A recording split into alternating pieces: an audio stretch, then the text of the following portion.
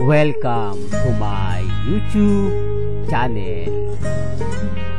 Kung bago ka lang sa channel na to at true-blooded Aldab Nation ka, tama po ang channel na pinuntahan mo. Kaya considering na po kitang bagong subscriber. At huwag mong kalimutan pindutin yung bell para lagi po kang updated sa bagong video na ilalabas ko. Salamat po sa iyong pag-click sa channel na to. Welcome back mga ka-Aldab. Ito na naman po ang inyong lingkod, si Mr. Destiny. At magbibigay na naman tayo ng pinakamagandang update ngayon sa pagpasok nga po ng February. At syempre,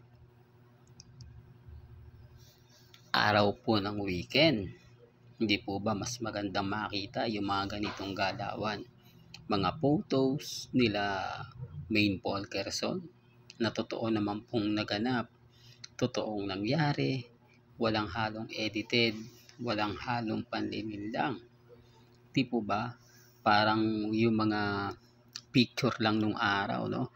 Na ginugupit mo tapos ilalagay mo sa notebook mo. Di po ba? Kaya nga sabi sa inyo, dito po kay Alden at kay Maine, wala pong edited dito. Kung ano po yung mga nakikita nyo sa social media kay Catherine at kay Alden, inedit lang po yun. Ginawan lang po nila ng mema, di po ba? Na talagang akala mo, pag nakita mo, totoo. Akala mo, talagang ginawa po nila, hindi po. Kaya nga po malaking insulto at sampal kapag ako yung nagpapaliwanag. Kapag ako yung nagbibigay ng mga ganitong komento, tinatamaan po sila. Kasi yung mga gumagawa nito, alam din po nila. Bakit nga po ba sila gumagawa ng ganyan? Wala na po kasing update. Wala na pong ganap at talagang galawang desperado na. Di po ba? Hindi naman po sila binibigyan ng ganap ni Alden Richards. Hindi naman sila binibigyan ng ganap ni Catherine. Ito yung mga galawang desperado. Tapos ang nakakatuwa nito, nadamay na naman tayo. Bakit daw yung Aldab? Kahit na alam naman po daw nilang edited, may asawa na si Mengay, bakit pa raw po nakikipaglaban? Bakit pa raw ganito ganyan? Wala naman daw pong pinagkaiba. Malaki po, para lang po sa kaalaman ng lahat sa dumadaan sa channel ko at bumibisita. Malaki po ang pagkakaiba nung Aldab sa Catherine. Kasi kami may mga pinanghahawakan po kaming resibo, may pinanghahawakan po kaming ebidensya na galing po mismo sa pamilya Paul Quezon, pamilya Mendoza. Yan po yung pagkakaiba. May mga event po na talagang umamin na sina Alden at si Maine. May kasal na nangyari. Hindi po ba?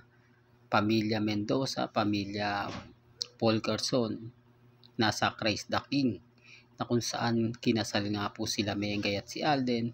Kaya nga simpleng tanong, anong ginagawa ng pamilya doon? Hindi naman po sila kasali sa teleserye. Doon pa lang may mali na Hindi po ba? Doon pa lang masasabi mo na tama naman sinasabi ni Mr. Destiny. May punto naman yung sinasabi niya. Kaya ang sabi ko sa inyo, yung Catherine, may pinatunayan ba? Kaya nga po kapag ako yung na-encounter nila, hindi na po sila makapagre-react.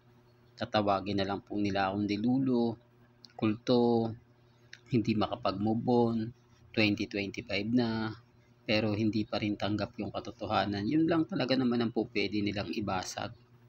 Sabihin sa akin. Bukod dun, wala na Di po ba? Hindi naman po magawang sabihan ng Armin na sobrang saya ni Mengay. Hindi naman po nakikita.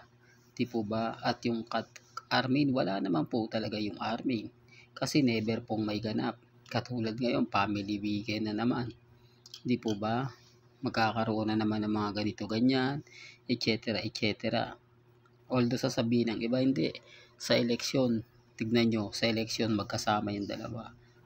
Ulitin ko po, pansinin nyo nagsasama si Main at si Congressman kapag may mga promotion si Congressman. Gaya nga po ng pelikulang Topak. Hindi po ba? Normal lang nagagamitin po nila si Main.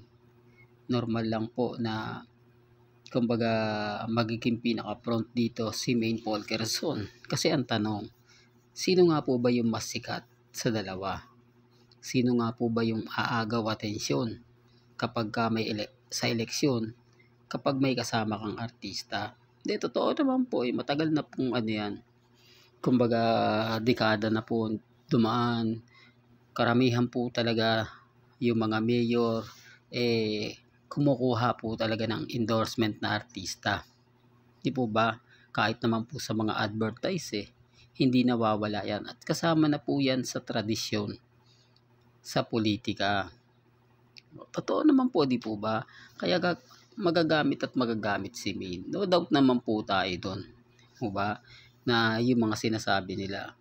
Pero ang tanong, bakit sa mga simpleng pamimigay lang ng mga pagkain sa relief goods kapag may baha, may sakuna sa District 1, si Congressman Arjo lang yung makikita? Lalo na nga po nung piyesta ng Santo Niño, doon pa lang panalo na ako Di po ba? Doon pa lang masasabi nyo na si Mengay nasa Bulacan. Si Mengay nasa pamilya niya sa Bulacan. Kasama yung mga kids. Tapos sasabihin nila, maglabas ka ng resibo at ebidensya. Sa tingin nyo, kung taga doon ka sa Bulacan, nire-respeto mo ang pamilya Mendoza, ipopost mo ba yun sa social media account mo? Siyempre hindi, kasi malalaman nilang ikaw yun. Malalaman nilang account mo yung pinost mo. Magiging trending ka. Sa tingin mo gagawin po nila yan? Siyempre ikukwento na lang po nila yan sa mga taong malalapit po sa kanila. Ikukwento naman po ng mga taong malalapit sa kanila sa Aldab Nation. Siyempre sasabihin sa akin yan, anong rason bakit sila magsisinungaling? Anong dahilan bakit nila sinasabi yon? Di po ba? Na hindi naman po sila bibigyan ng pera. Di po ba? Hindi naman sila magpapasikat. Kaya nga po mga kaaldab, sabi ko sa inyo, may mga bagay-bagay po na hindi talaga natin magagawa yung gusto nila. Gaya nga po ng mga video na kung saan kumakain sila Mengay at si Alden. Nagse-celebrate sina Alden at si Mengay ngayong Chinese New Year. Kumakain sila sa labas. Yung mga bagay-bagay na nasa abroad silang dalawa, wala po talaga. Kasi kumbaga mahusay magtago yung dalawa. Kita nyo mga kaaldab, sa airport lang nagagawa na pong makalusot nila Mengay at ni Alden. Nagagawa ni Main na umalis ng bansa na hindi po siya dumadaan sa pinaka-front. Parang alam na ni Mengay yung gagawin niya. Na kapag maraming tao, alam niya kung saan siya dadaan. At ganun din naman po si Richard Paul Quezon. Kaya ang sabi sa inyo, may mga kanya-kanya tayong pananaw, may kanya-kanya tayong opinyon. Na nire-respeto naman po natin yan. At ginagalang. Sabi ko nga po sa inyo, kapag nandito po kayo sa channel ni Mr. Destiny, mas marami pa po kayong malalaman. Mas marami pa po tayong update na ibabato. Lalo na po ngayon, ramdam natin ang presensya ng Aldab Nation. Sa mga bitter dyan, sa mga nagsasabing ganito ganyan, okay lang po yan. Ang importante lang naman po kasi mga kaaldab, maging updated lang kayo. Malaman ninyo ang buong istorya at ang buong kwento. Lalo na po ngayon na talagang papasok na ang February o pumasok na ang February. Hanggang dito na lang po ang ating latest updates. Kaya kung gusto niyo pa po ng pinaka-latest at sariwang update, abay tumutok lang po kayo dito po sa channel ni Mr. Destiny para updated po kayo sa mga bago at sa mga latest po na i-upload po natin maya-maya lang. Kaya kung bago ka lang sa channel na to at isa kang true-blooded Aldab Nation, na nagmamahal kila Mengay at Isoy. Tama po ang channel na pinuntahan mo, kaya consider na po kitang bagong subscriber. At huwag mo kalimutang i-share ang mga video po natin sa mga mami, sa mga titas, at sa mga senyor. Hanggang sa muli, salamat po sa panonood at pakikinig.